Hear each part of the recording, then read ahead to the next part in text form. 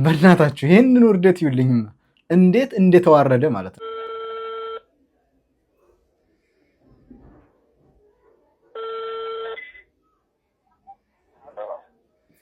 ሄሎ መርጌታ፣ ደህና ነዎት? ስልክዎትን ቲክቶክ ላይ ነበር ያገኘሁት እና ለሀብት የሚላየው እና ሀብታም የሚያደርጋለሁት። እኔ ያለሁት ድሬዳዋ ነው። አዎ ሹፌር ነኝ የባጃጅ ሹፌር።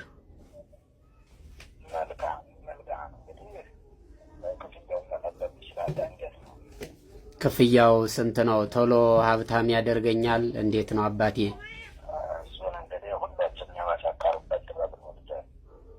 እና ክፍያው ስንት ነው?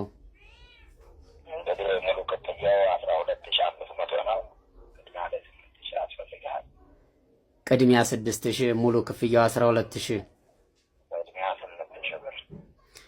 ሌቦ ታዲያ አንተ እዚህ ቲክቶክ ላይ ከምታጭበረብር ሀብታም አትሆንም? ነዳይ ነገር ነህ አንተ። እዚህ ቲክቶክ ላይ ምዕመናንን ከምታጭበረብር ለምን ሀብታም አልሆንክም? የሀብት ካለህ ማለት ይሄ ነው። ምኑ ነው የምትረዳው አንተ? አሁን 6000 ከኔ እየጠየቅ ምኑ ነህ አሁን አንተ ሀብታም የምታረገው? ሀብታም የሚያደርግ እኮ ቢኖርህ እዚህ ጋር በአባቶች ፎቶ በኤአይ እያቀናበርክ አታጭበረብርም ነበረ። አርግርግር አታሳብደኝም። ይቺ ስማ፣ አይወለ ይችን ውዳሴ ማርያም የማይደግሙትን ቤተ ክርስቲያን ሂደው የማያውቁትን አጭበረብርባት። በቃ አሁን ቀጥታ ቲክቶክ ላይ ነው እያወራሁ ያለሁት፣ ቪዲዮ አብርቼ ማለት ነው። ስልክህ ይለጠፋል፣ ስምህ ይለጠፋል። ከዚህ በኋላ እንጀራህን ዘጋውት ማለት ነው።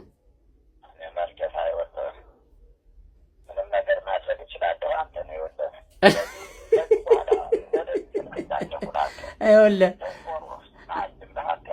አሌባ አንተ ራስህ ሀብታም አትሆንም አንተ ነዳይ። ሌብነትህን ላጋልጥ ነው ለህዝብ የደወልኩትና ለሀብት አይደለም። ነውር ነው በእውነት ማርያምን ነው የምለውት።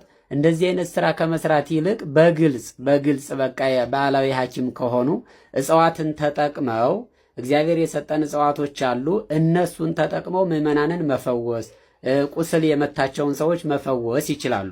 አሁን ለሀብት ከየት አባተውት አምጥተውት ነው? አሁን ራስዎት ነዳይ ሆነው እዚህ እየለመኑ እንዴት ነው ለሀብት የሚሰሩልኝ?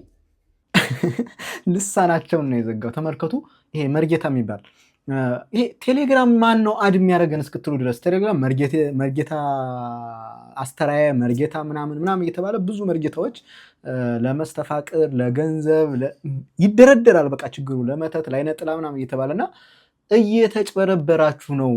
ወደ እነዛ አይነት ሰዎች ከሄዳችሁ በቃ እናንተ ናችሁ ጅሎች። እነዛ ሰው ሆነው እያጭበረበሯችሁ ማለት ነው። እና በጣም የሚያስገርመው ነገር ታስታውሱ ከሆነ ደግሞ እንትኖች ፕሮቴስታንቶች ማለት ነው ጴንጤዎች እንደዚህ ደውላ ያዋረድቻለች የኮንትሮባንድ የሚገባ ቃለኝና ሊያዝብኝ ሆኖ ጸልይልኝ ያ ኮንትሮባንዱን እንዳልፍ ብላ ብር አስገቢ ጸልይልሻለሁ ብሎ በጸሎት ጀምሮ ያዋረደችው ማለት ነው። እንደዚህ አይነት ቪዲዮ ሌላ ይቻለው እና በባንክ ቡክ ላይ እንጸልያለን፣ በፓስፖርት ቪዛ እንዲመጣላችሁ እንጸልያለን፣ የሀብት እንጸልያለን እያሉ ወይም ደግሞ መርጌታዎች እና ፓስተሮች በቃ ንቁባቸው። እንደው እነሱ በደረሱበት አትድረሱ አደራችሁ። እነዚህ ይሄ ጠንቋይ ለራሱ ያቅም ይባላል ልጁ እንደተናገረውና ሀብታም የሚያደርግ ጥበብ ካለው ለምን ራሱ ሀብታም ይሆን?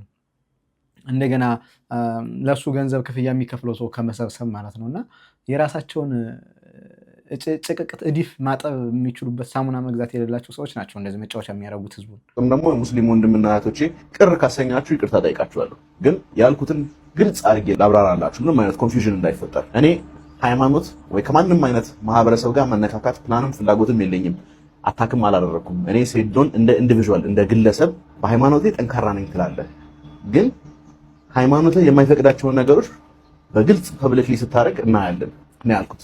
ሃይማኖቱ የሰጣቸውን መመሪያዎች አንተ አትከተልም እና አንተ ብቁ የሆንክ ሰው አይደለህም እንደ ግለሰብ አይምሮ ውስጥ ለመግባት የሚደረግ የማይንድ ጌም ጨዋታ ነው። በፕሬስ ኮንፈረንስ ወይ ደግሞ ፋይት ሲዘጋጅ የሚደረግ ያለ ነገር። እኔ በሙላ ተከታዮቼ ሙስሊም ክርስቲያኑም ሁላችንም ወዳቸዋለሁ። ሁላችንም ኢትዮጵያዊዎች ነን።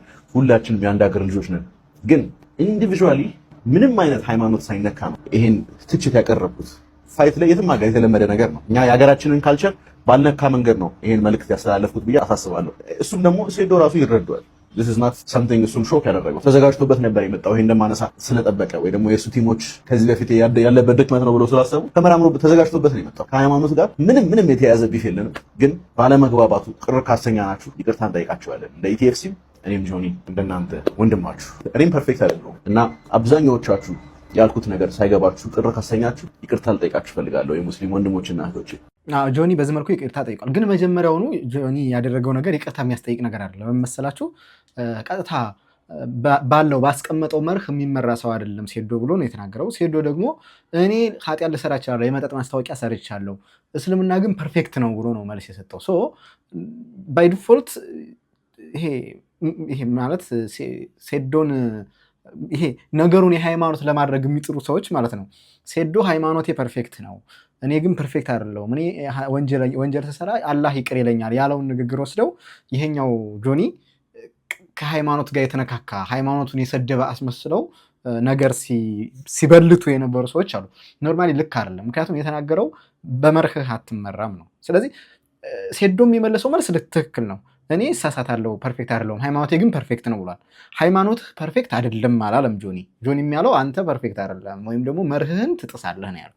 ስለዚህ በሚስ አንደርስታንዲንግ የተፈጠረ ችግር ካለ ደግሞ ይቅርታ ጠይቋል። በጣም ጨዋነት ይታይበታል ጆኒ፣ ሊመሰገን ይገባል ባይ ነኝ። እሺ ዛሬ ማሳያችሁ ወንዶች እንዴት ሚስቶቻቸው ሲፈቷቸው ሪያክት እንደሚያደርጉ ነው። እዚህ ጋር አለች እንፋታ እያለችው እየቀለች ነው። እድሜን ሁሉ ከአንቺ ጋር የጨረስኩት ለዚህ ነው። በእግዚአብሔር ጥላሽ እኔ እንዴት እንደምንለያይ ላሳያችሁ። እዚህ ጋር ቁጭ ብላለች እንለያይ እያለች ነው። እኔ በርጠሚውስ ያላንቺ መኖር እንደምችል አታውቂም። ይሄን ሁሉ ዘመን እኮ የቆየሽው በእኔ ምክንያት ነው። አሁን ቀጥ ብለሽ ከኋላ እቃሽን ይዘሽ ውጪ። ከዛ ከኋላ ገባች፣ እቋን ይዛ ልትወጣ ነው። እኔ ያላየኋትም ገመድ ይዛለች፣ አንቃ ልገለኝ ነው። ከዛ በቦክስ እያለች መቷት። ከዛ ወደ ኋላ ወደቀች፣ ዘልዬ ገባሁ። ከዛ ወደ ኋላ ገባሁ፣ በዲስት አልኳት፣ እንጫልኳት፣ እዚህ ስር ገባሁ። ከዛ ናሽ ለካ ጎረምሶች ይዛ መጣለች።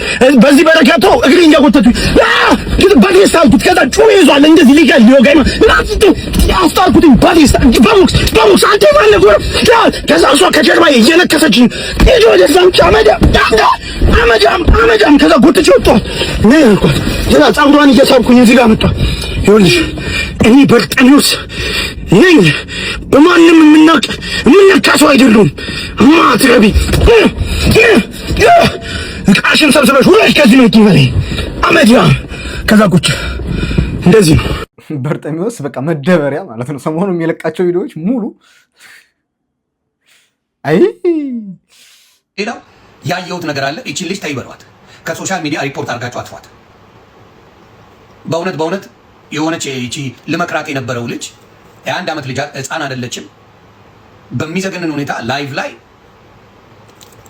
አስቀያሚ ነገር ስታደርግ አይቻለሁ። ሪፖርት አድርጋችሁ አባሯት። ይሰማል። ከሶሻል ሚዲያ ላይ አጥፏት። ትውልድን ታበላሻለች።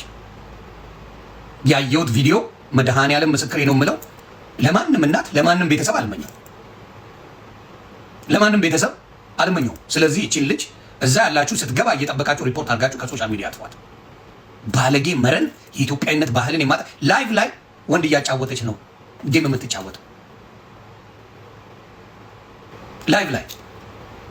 ይሄ አንድ ባናና የሚባል ዘንባም አለ አይደል? ይሄ እርኩስ ማንም አያውቀውም፣ ስሙን ጠራሁት። አሁን ይሄ ቆሻሻ ድሮም አይጂ ላይ ያስቸገረን ዞር ብዬ ማላየው ሰው ነበር። እግዚአብሔር በሚያውቀው የአክስቴን ልጅ አውጣት ነበር እያለ አይጂ ላይ ምን ችግር አለው እያለ የሚያወራ ልጅ ነበረ።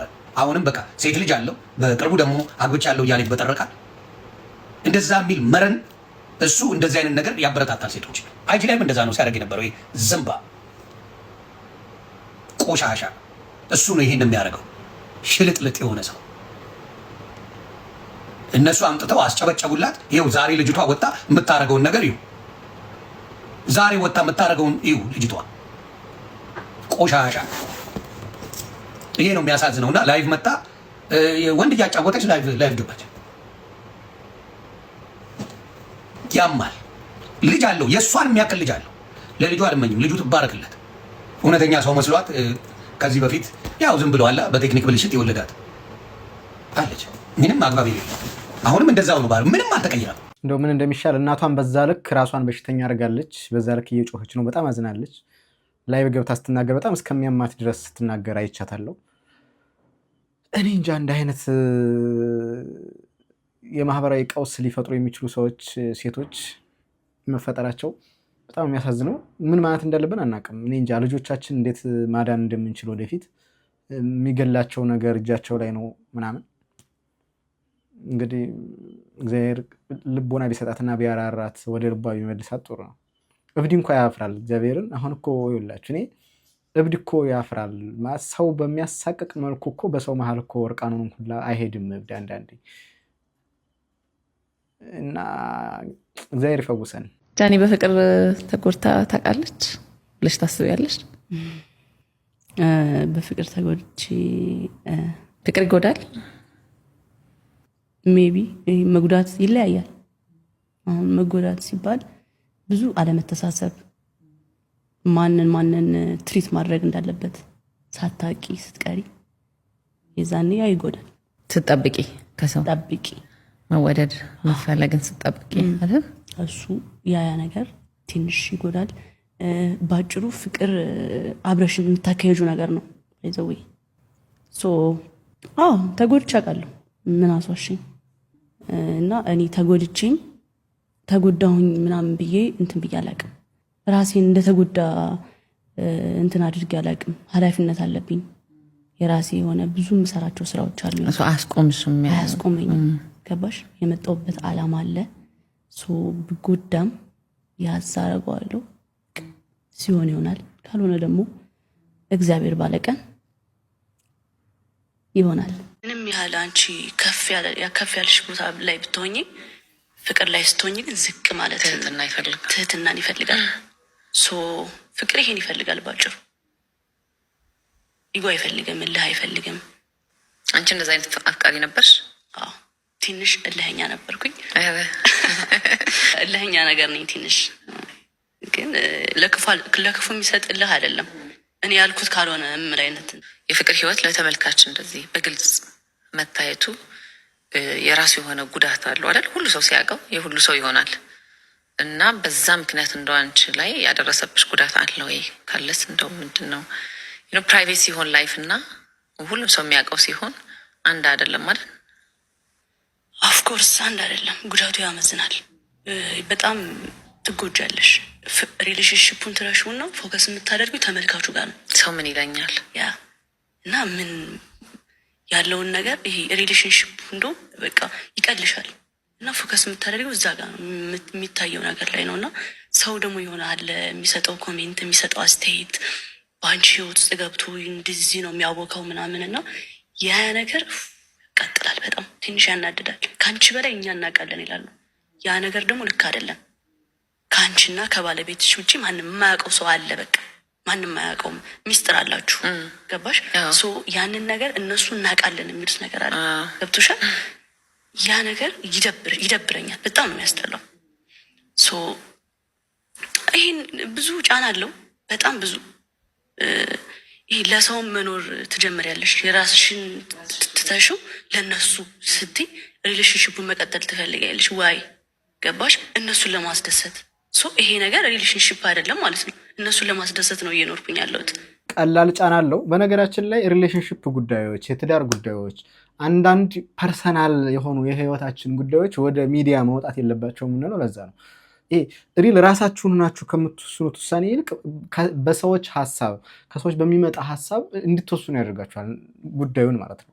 እና በጣም ከባድ ነው። አሁን የጃኒና የአዶኒን ህይወት ሲኖር የነበረው ሶሻል ሚዲያ ላይ ያለ ሰው ነው። በቃ እንዲሆኑ እንደዚህ ሆኑ እንደዚህ ነው እና በጣም ያስጨንቃል። እንኳን ለነሱ ቅርብ ለሆነ ሰው የሚያስጨንቅ ነገር ነው ያለው ነገር ማለት ነው። ስለዚህ አንድ ሰው ሪሌሽንሽፑን እንደው ይፋ መሆን ያለበት የሰርግ ቀን ነው አይደለ? በቃ እኔ አግብቻለሁ ሚስት አለኝ ወይም እኔ አግብቻለሁ ባል አለኝ የምንልበት ቀን ላይ ብቻ ይታወጃል። በህዝብ ፊት ማግባት ጥሩ ነው፣ እኔ ተይዣለሁ በቃ አለቀ፣ ከዚህ በኋላ ባለ ሚስት ነኝ ብሎ ሌላ ሰው እንዳይመኘው ሌላ ሰው እንዳይፈልገው ሁሉ ያደርጋል። ጥሩ ጥቅም አለው እንደዛ የዛኔ ማወጁ።